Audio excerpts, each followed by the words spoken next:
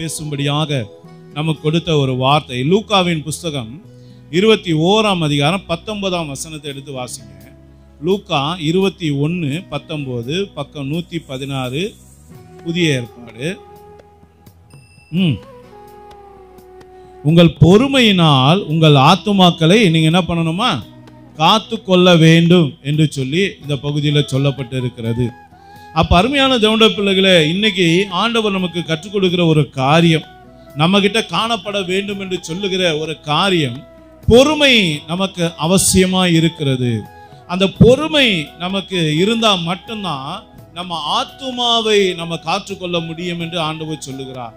அப்ப பொறுமையை குறித்து என் அருமையான தேவனுடைய பிள்ளைகளை வேதம் சொல்லுகிறது, பொறுமை என்பது ஆவியின் கனிகளிலே ஒன்று என்று வேதம் சொல்லுகிறது.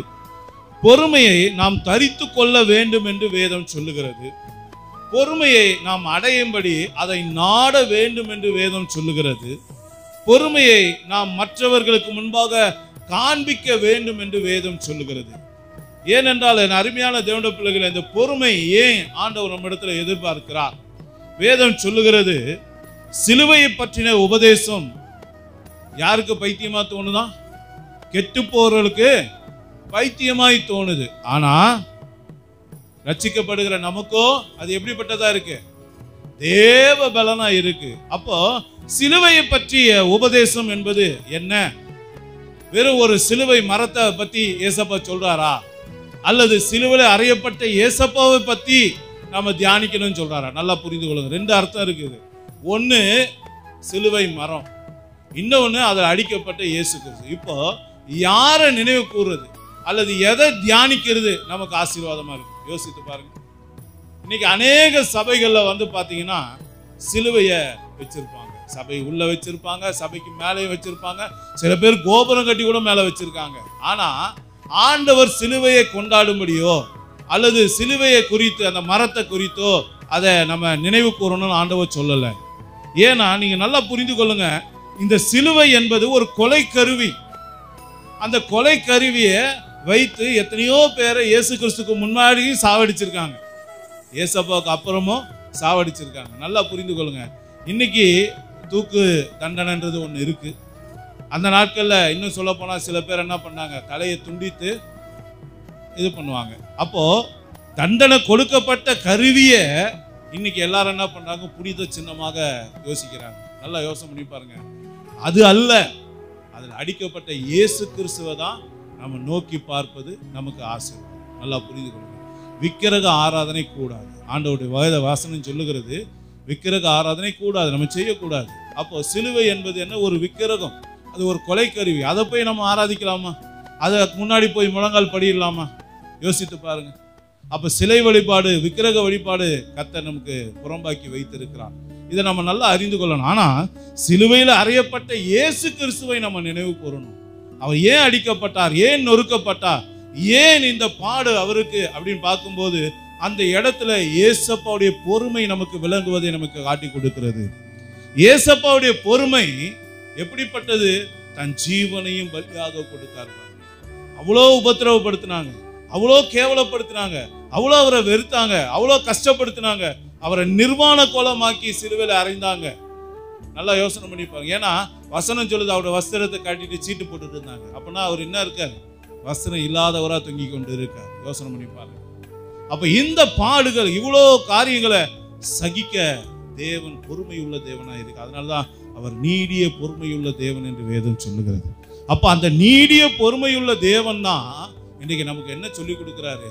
உங்க பொறுமையினாலே உங்க ஆத்மாவை காத்து கொள்ளுங்கள் என்று சொல்றாரு. அல்லேலூயா.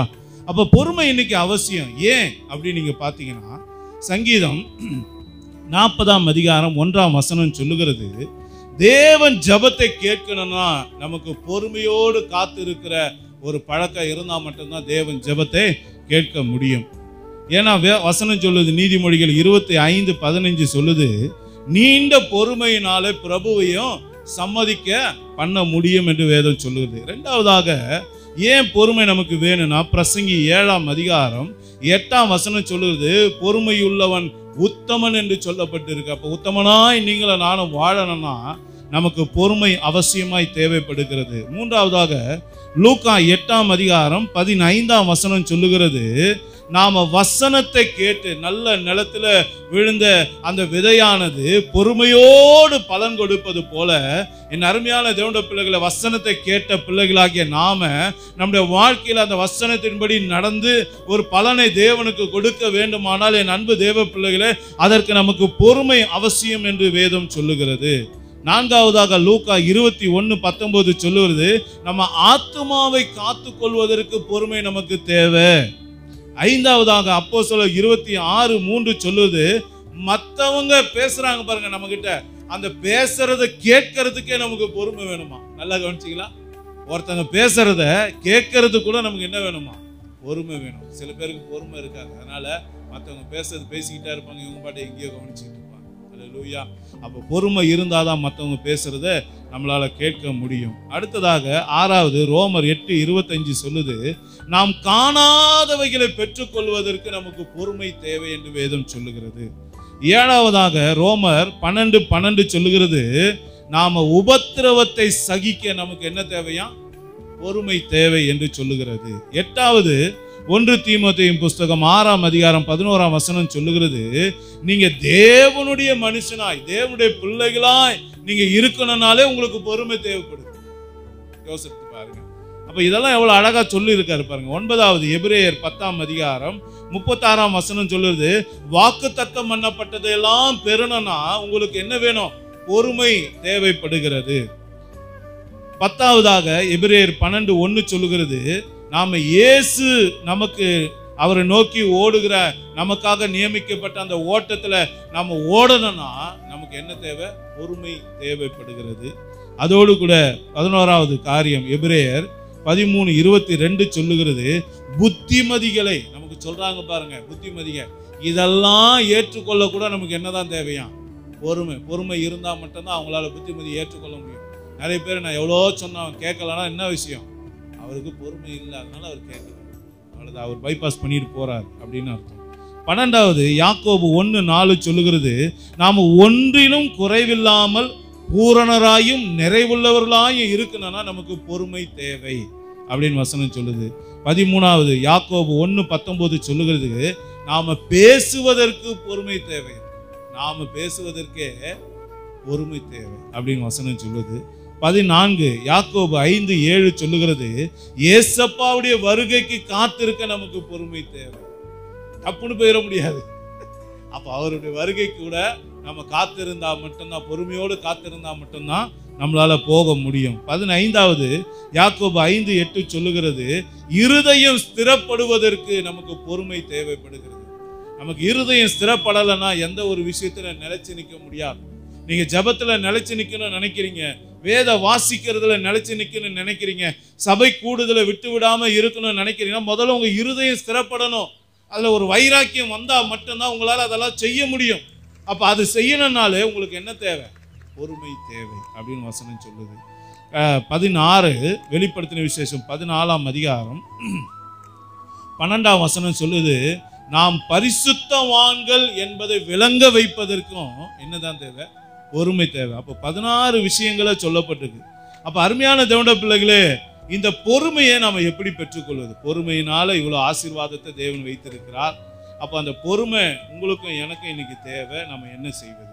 பொறுமையை எப்படி பெற்றுக்கொள்வது? அதற்கு தேவன் ஆயத்தம் பண்ணி வைத்திருக்கிற வழி என்ன அப்படின்னு நீங்க பார்த்தீங்கன்னா ஒரு 4 காரியம் இருக்குது. அது சுருக்கமா வசனங்களை நாம பார்த்து ஜெப நேரத்துக்கு கடந்து சொல்லுவோம். ரோமர் 15ஆம் அதிகாரம் 6ஆம் வசனத்தை வாசிங்க. பக்கம் 223 புதிய ஏற்பாடு.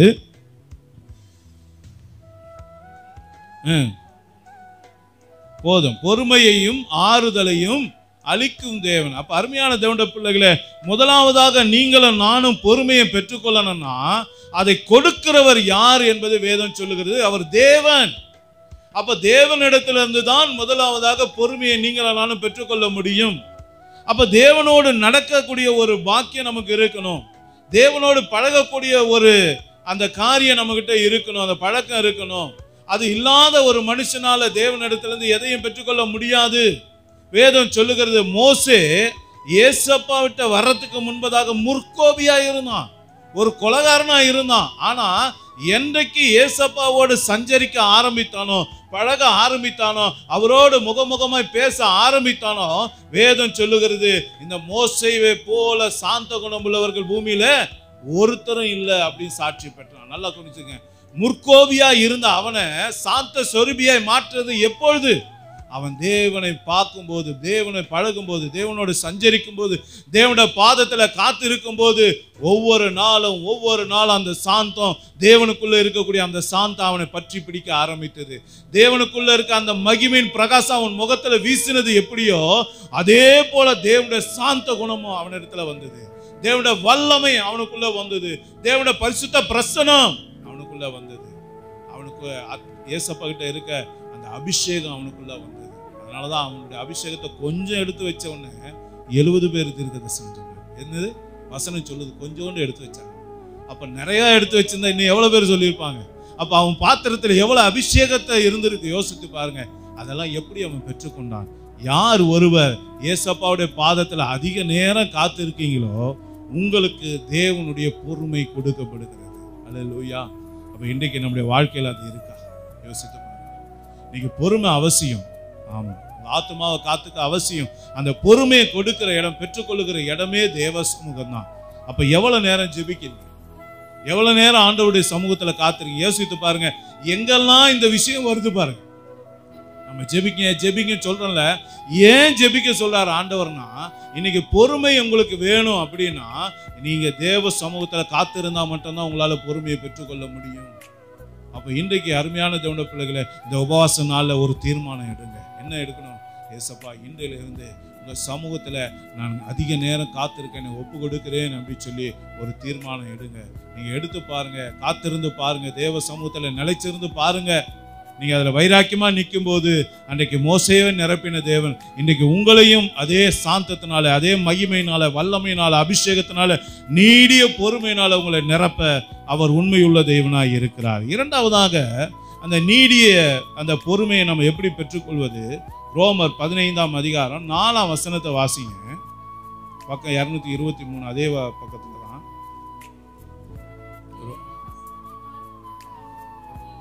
நல்லா கவனிச்சுங்க. எதனால உண்டாகுது பொறுமை?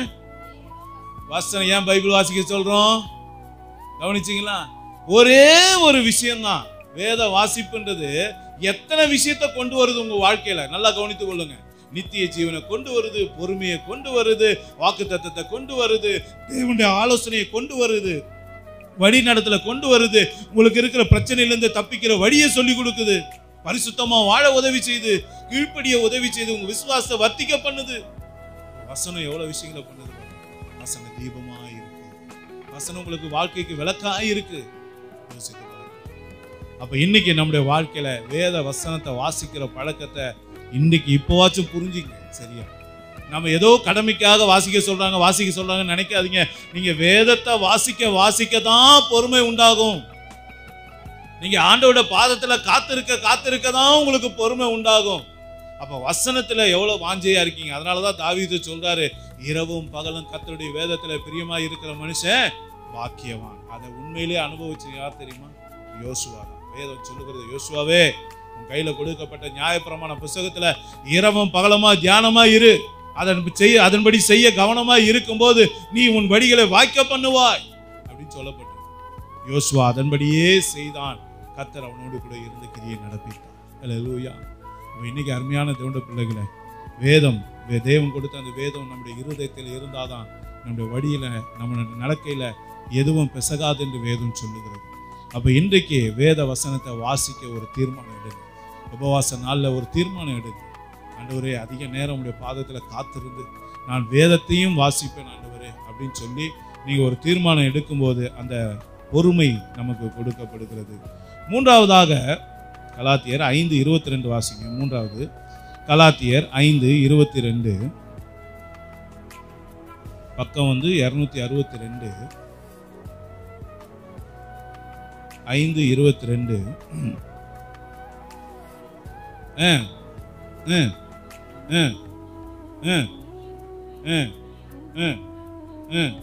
ஆமா, ஆவியின் கனி தான் என்னது? நீடிய பொறுமை. நல்லா புரிந்து கொள்ளுங்க. அப்போ மூன்றாவதாக என் அருமையான தேவனுடைய பிள்ளைகளே, இன்னைக்கு நீடிய பொறுமையை பெற்றுக்கொள்ளணும்னா அபிஷேகத்தை வாஞ்சிங்க. பரிசுத்த ஆவியின் அபிஷேகம் உங்க மேல ஊற்றப்படும் போது என் அருமையான தேவனுடைய பிள்ளைகளே, அந்த பரிசுத்த ஆவியின் கனியாகிய நீடிய பொறுமையை உங்கள் மேல ஊற்றப்படும். அதனாலதான் சொல்றேன், நீங்க ஞானஸ்தானம் மட்டும் கர்த்தராகிய இயேசு கிறிஸ்து நாமத்தினால் எடுத்தா மட்டும் போதாது. ஒருவன் ஜலத்தினாலும் பிறக்கணும், ஆவியினாலும் பிறக்கணும். அப்பதான் பரலோக ராஜ்யத்துல பிரவேசிக்க முடியும். நாம என்ன பண்றோம், ஃபர்ஸ்ட் ஸ்டெப்பை மட்டும் கரெக்டா ஃபில் பண்ணிட்டோம். ஆனா செகண்ட் ஸ்டெப்பை நம்ம என் வாழ்க்கையில நிறைவேற்றி இருக்கோமா பாத்தீங்கன்னா கிடையாது. நாம பரிசுத்த ஆவியின் அந்த அபிஷேகத்தை பெறணும். யோவான் அதை அழகா சொல்றாரு, எனக்கு பின்னாடி ஒருத்தர் வராரு, அவர் என்னிலும் வல்லவர். அவர் என்ன பண்ணுவாரு, பரிசுத்த ஆவியினாலும் அக்கினியினாலும் உங்களுக்கு ஞானஸ்தானம் கொடுப்பாருன்னு சொன்னாரு. நல்லா கவனிச்சுங்க. அப்போஸ்தலர்கள் அதே மாதிரி கொடுத்தாரா? அக்கினிமயமான நாவுகள் வந்து அவருக்கு மேல அமர்ந்துதா? எல்லாரும் பரிசுத்த ஆவியினால நிரப்பப்பட்டாங்களா? அப்ப பரிசுத்த ஆவியினால ஞானஸ்தானம் பட்டாங்களே? யோசித்து பாருங்க. அப்ப ஜலத்தினாலும் ஆவியினால நிறைந்த ஒரு வாழ்க்கை நமக்கு தேவை. அப்ப பரிசுத்த ஆவியினால நிறையும் போது மட்டும்தான் உங்களால நீடிய பொறுமையை பெற்றுக்கொள்ள முடியும். நீடிய பொறுமை மாத்திர பரிசுத்த ஆவியின் அபிஷேகம் உங்களை நிரப்பும், அந்த வல்லமை உங்களை நிரப்பும், அது உங்களை பலப்படுத்தி கொண்டே இருக்கும். வசனம் வாசிங்க, கொலோசியர் 1ஆம் அதிகாரம் 11ஆம் வசனத்தை வாசிங்க. 275 பக்கம். கொலோசியர் 1:11.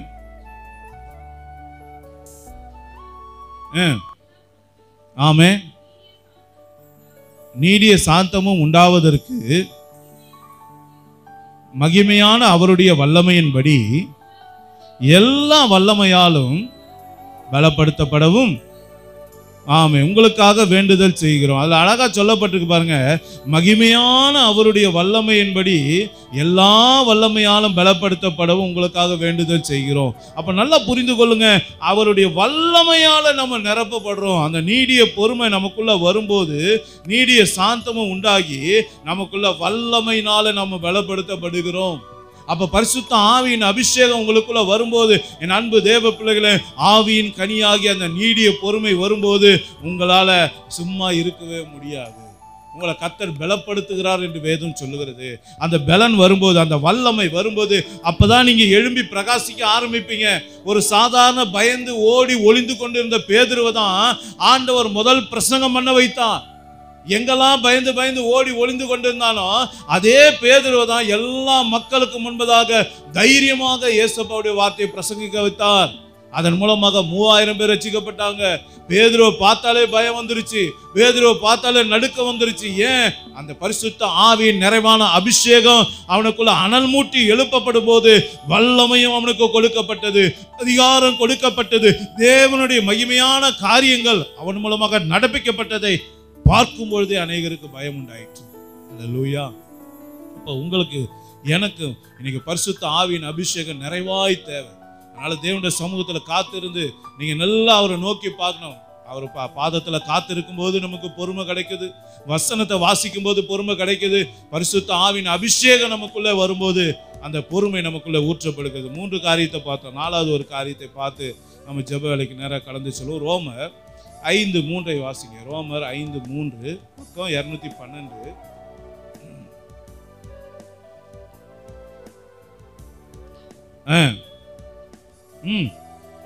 என்னது? உபத்திரவம் பொறுமையையும்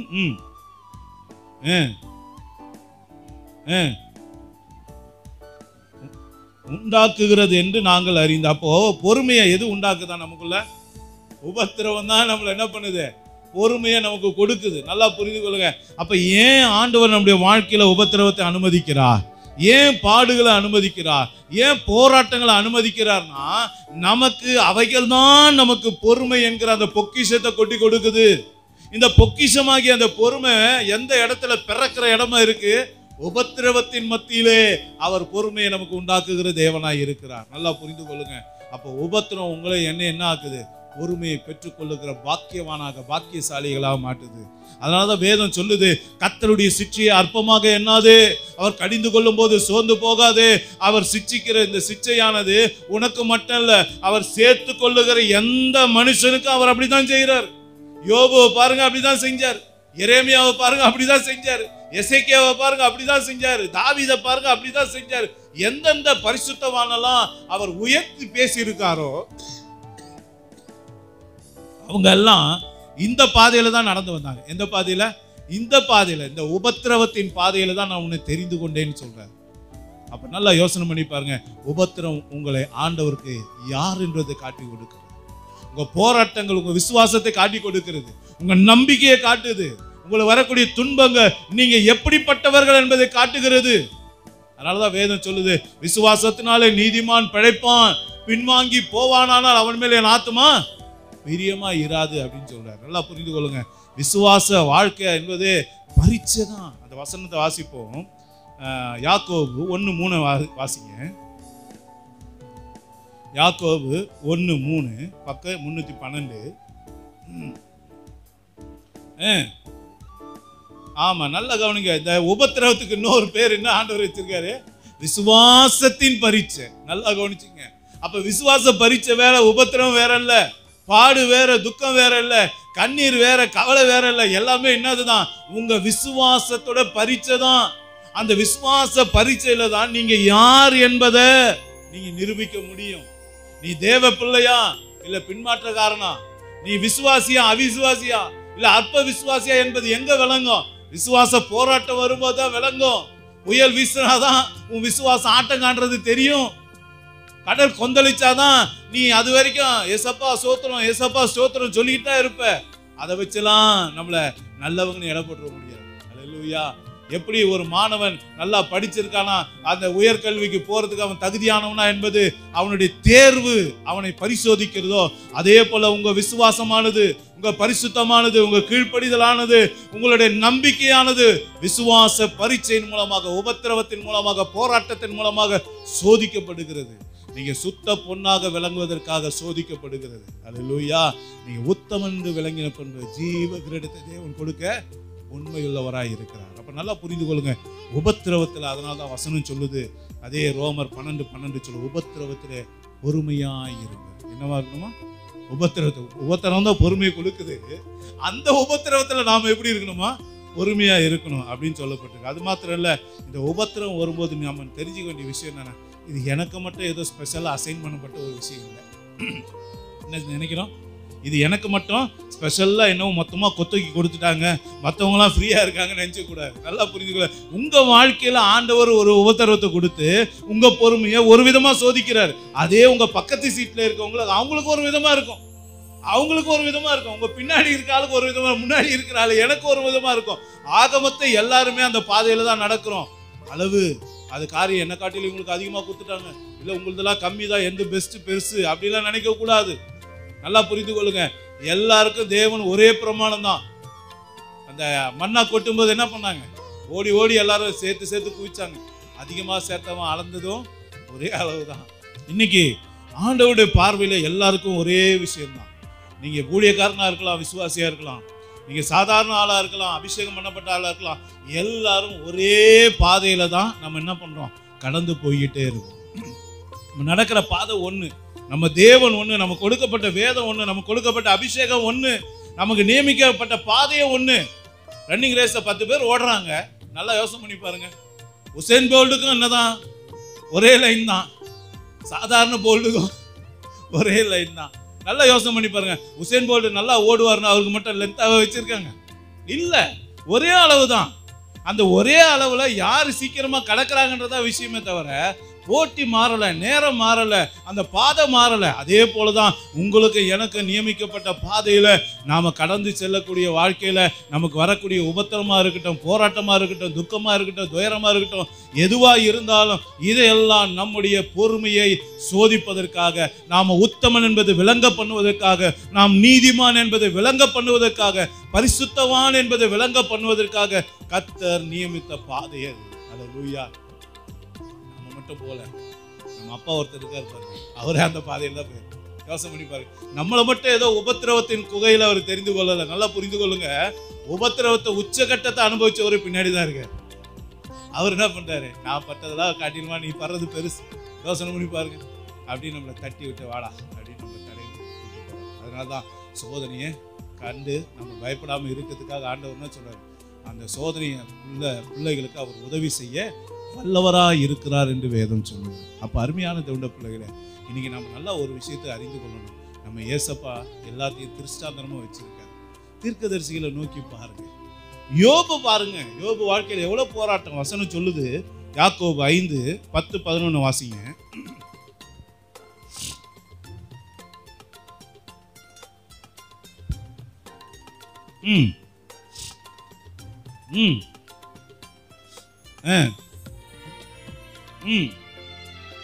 நீடிய பொறுமைக்கும் திஷ்டாந்தமாக வைத்துக் கொள்ளுங்கள். ஆமா, நல்லா கவனிச்சிங்களா? பொறுமையா இருக்கிறவங்கள வேதம் என்ன சொல்லுது? பாக்கியவா. ஆமா, பாக்கியவான்கள. அப்புறம் கேள்விப்பட்டிருக்கிறீர்கள், முடிவையும் கண்டிருக்கிறீர்கள்.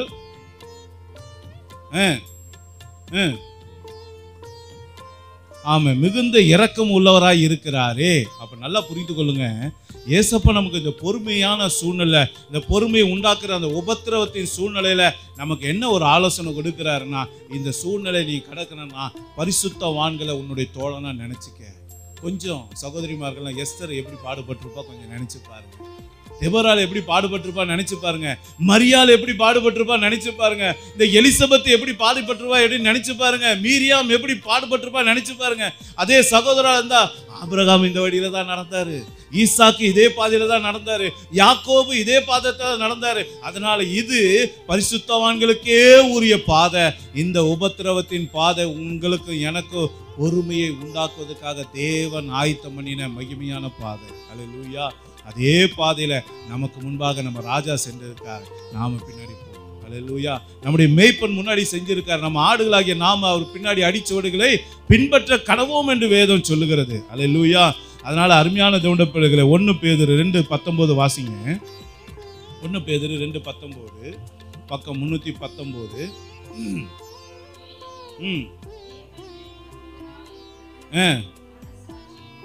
ஆமே, பாடுபட்டு பொறுமையாய் சகித்தால் அதுவே பிரீதியாய் இருக்கும். நல்லா கவனிங்க, நீங்க தேவனுடைய பிள்ளையா உண்மையா உத்தமாய் இருந்து பாடுபட்டீங்கன்னா அது தேவனுடைய சமூகத்துல உங்களுக்கு எப்படியா இருக்குமா? பிரீதியா இருக்கும், அதுதான் மேன்மையா இருக்கும் அப்படின்னு சொல்லப்பட்டிருக்கு. அதே நீ தப்பு செஞ்சுட்டு தண்டனை அனுபவிச்சு அது என்ன உங்களுக்கு ஒரு பெருசு? யோசனை பண்ணி பாருங்க. தப்பே செய்யாதவன் தண்டனை அனுபவிக்கிறான் பாருங்க, அதுதான் பெருசு. அல்லேலூயா. அதுதான் தேவனுடைய பார்வைக்கு முன்பாக மேன்மையானதா இருக்கும், கனத்துக்குரியதா இருக்கும், மகிமையானதா இருக்கும். அப்ப இன்னைக்கு நாம என்ன செய்யறோம் அப்படின்றத யோசித்து பாருங்க. பொறுமை தான் நம்ம எல்லாரையும் என்ன பண்ணுது? அது உருவாக்கக்கூடியதா இருக்குது. தேவனுடைய பொறுமையானது நம்முடைய வாழ்க்கையில வலிமை உள்ளதாக நம்ம மாற்றுகிறது. தேவன் கொடுக்கிற அந்த பொறுமை நம்ம சிறந்த தலைவனாக மாற்றுகிறது. தேவன் கொடுக்கிற அந்த பொறுமை தேவனுடைய அற்புதங்களையும் அதிசயங்களையும் நம்முடைய வாழ்க்கையில கொண்டு வந்து சேர்க்கிறதா இருக்குது. அது மாத்திரம் இல்ல, பொறுமை தேவனுடைய பிள்ளையின் தேவனுடைய சிறந்த யுத்த வீரனாக மாற்றுகிறது. நீங்க சிறந்த ஒரு கர்த்தருடைய பிள்ளையாக மாற்ற ஆண்டவர் உங்களை பொறுமையை கொண்டுதான் அவர் உங்களை நிரப்புகிறார். அப்ப இன்னைக்கு நம்முடைய வாழ்க்கையில அந்த பொறுமை ரொம்ப அவசியம். அந்த பொறுமை இல்லாம நம்மளால நாம ஆண்டவருடைய பிள்ளை என்பதை விளங்க வைக்க முடியாது. அப்ப இன்னைக்கு அந்த பொறுமை கொடுக்கிற இடம், பிறக்கிற இடமே உபத்திரவம் தான். அந்த உபத்திரவத்தின் மத்தியில நம்ம பொறுமையா இருக்கணும் என்று ஆண்டவர் நமக்கு விரும்புகிறார். வேதத்துல சபையின் காலத்துல நீங்க வாசிச்சு பார்த்தீங்கன்னா எவ்வளோ கொடுமை எபேசு சபையின் தூதன் அனுபவிச்சிருக்கார், சிமர்னா சபையின் தூதன் அனுபவிச்சிருக்கார். இப்படி 7 சபையின் காலத்துல அந்த சபைக்குரிய விசுவாசிகளும் அந்த சபைக்குரிய ஊழியக்காரனும் எவ்வளோ பாடுகள் வழியா வந்திருக்காங்க. அந்த பாடுகள் வழியா வரும்போது ஆண்டவர் அவங்கள பார்த்து சொல்ற வார்த்தை என்ன தெரியுமா? உன் பொறுமையை நான் அறிந்திருக்கிறேன், நீ எனக்காகப்பட்ட பிரயாசங்களை நான் அறிந்திருக்கிறேன், நீ எனக்காகப்பட்ட வேதனைகளை நான் அறிந்திருக்கிறேன் என்று கர்த்தர் சொல்றார். நல்லா புரிஞ்சுக்கணும். நீங்க வேதனைப்படும் போது அவர் எங்கேயோ பார்த்து சிரிச்சுக்கிட்டு இருக்க தெய்வம் அல்ல. அவர் என்ன பண்றாரு? பொறுமையை அதை பார்க்கிறார். அல்லேலூயா. அந்த பொறுமை வெளிப்படும் போது கர்த்தருடைய வல்லமை உங்களுக்காக எனக்காக வெளிப்படும். கர்த்தருடைய மகத்துவமான காரம் நமக்காக நீட்டப்படும். அப்போ 4 விஷயத்தை பார்த்தோம். 1, நமக்கு பொறுமை எப்பொழுது கொடுக்கப்படுகிறது? நாம தேவனுடைய பாதத்துல காத்திருக்கும் போது கொடுக்கப்படுகிறது. இரண்டாவது, தேவனுடைய வசனத்தை நம்ம வாசித்து தியானித்து அதன்படி நடக்கும் போது நமக்கு கொடுக்கப்படுகிறது. மூன்றாவது, அவருடைய பரிசுத்த ஆவியின் அபிஷேகம் நமக்குள்ள ஊற்றப்படும் போது நமக்கு கொடுக்கப்படுகிறது. நான்காவதாக, உபத்திரவத்திலிருந்து நமக்கு என்ன கிடைக்குது? பொறுமை உண்டாகிறது. அப்ப 4 காரியத்தை கர்த்தர் கொடுத்திருக்கிறார். நம்ம எல்லாரும் ஒரு நிமிஷம் கண்களை மூடி, இன்றைக்கு இந்த உபவாச நாளில் இன்னைக்கு ஆண்டவர் நமக்கு பொறுமை வேண்டும் என்று அவசியமாக சொல்லுகிறார். இந்த பொறுமை இல்லாம உங்களால் எதையுமே சாதிக்க முடியாது. ஏனென்றால் வேதம் சொல்லுகிறது, நம்முடைய ராஜா, நம்முடைய பிரதான ஆசாரியராய் இருக்கிற, நம்முடைய தேவனாய் இருக்கிற நம்முடைய இயேசப்பா, அவர் நீடிய பொறுமையுள்ளவராய் நம்ம கிட்ட இருக்கார். அவருக்கு மட்டும் நீடிய பொறுமை இல்லைன்னா இந்நேரம் நம்ம எத்தனை வாட்டி அடி வாங்கியிருப்போம், எத்தனை வாட்டி நொறுக்கப்பட்டிருப்போம். நல்லா யோசனை பண்ணி பாருங்க. நாம செய்யற தப்புக்கெல்லாம் நம்ம எத்தனை வாட்டி செத்து படைக்கிறது. ஆனா அவருடைய நீடிய பொறுமை நம்ம மன்னிச்சு, அவருடைய நீடிய பொறுமை நம்மளை உருவாக்குச்சு, அவருடைய நீடிய பொறுமை நம்ம வழி நடத்துச்சு, அவருடைய நீடிய பொறுமை நம்ம தப்பு செய்யும் போதெல்லாம் மன்னித்து திரும்ப நம்மளை அரவணைத்து அவருக்குள்ளாக பலப்படுத்தின. அருமையான தேவனுடைய பிள்ளைகளே, நீடிய பொறுமை ஏன் தேவை புரியுதா? இன்னைக்கு நீங்க பரிசுத்தமா வாடுறதுக்கு நீடிய பொறுமை தேவை. தேவனுடைய சமூகத்துல அவரிடத்திலிருந்து வாக்கு தத்தங்களை, உங்களுக்கு ஜெபங்கள் கேட்கப்படுவதை நீங்க பெற்றுக்கொள்ளணும். உங்களுக்கு நீடிய பொறுமை தேவைப்படுகிறது. அப்ப இந்த நீடிய பொறுமை எவ்வளவு அவசியம். நீங்க அந்த பொறுமை இல்லாதனால குடும்பத்துல சண்டைகள், பொறுமை இல்லாம நம்ம வெடிச்சதுனால, சில இடத்துல பேசினதுனால தான் இன்னைக்கு நம்ம குடும்பத்துல தேவையில்லாத பகை, தேவையில்லாத விரோதங்க, சில மனுஷங்க நமக்கு விரோதமா எழும்ப காரணம் என்ன? நாம பொறுமையா நடக்க வேண்டிய இடத்துல பொறுமையா இல்லாததுனால நமக்கு விரோதமா பகைகள் உருவாகுது, சில தூஷணங்கள் உருவாகுது, சில இடத்துல கேவலங்கள் உருவாகுது, சில இடத்துல நம்ம வெட்கப்பட்டு போகிறோம். காரணம் என்ன? நம்ம கிட்ட பொறுமை இல்லை. அப்ப அந்த பொறுமையை இன்னைக்கு கொடுக்க கர்த்தர் விரும்புகிறார். என் அன்பு தேவ பிள்ளைகளே, பெருமையுள்ளவனை காட்டிலும் பொறுமையுள்ளவன் உத்தமன் என்று வேதம் சொல்லுகிறது. இன்னைக்கு பொறுமை ரொம்ப அவசியம்.